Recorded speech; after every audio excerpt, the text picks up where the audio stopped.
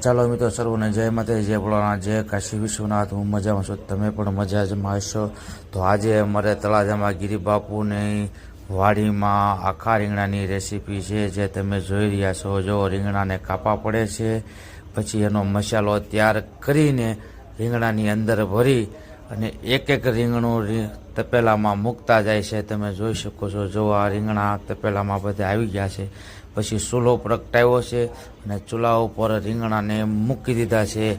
હવે સરસ મજાનું મસ્ત એવું શાક બનાવી રહ્યા છે. જો શાક પણ ઉકળે છે અને સુભાષભાઈ અમારે પાપડ શેકે છે, જે એક પછી એક બધાએ પાપડ શેકીને આ તપેલીમાં કાઢી લીધા છે અને શાક પણ અમારું બનીને તૈયાર થઈ ગયું છે.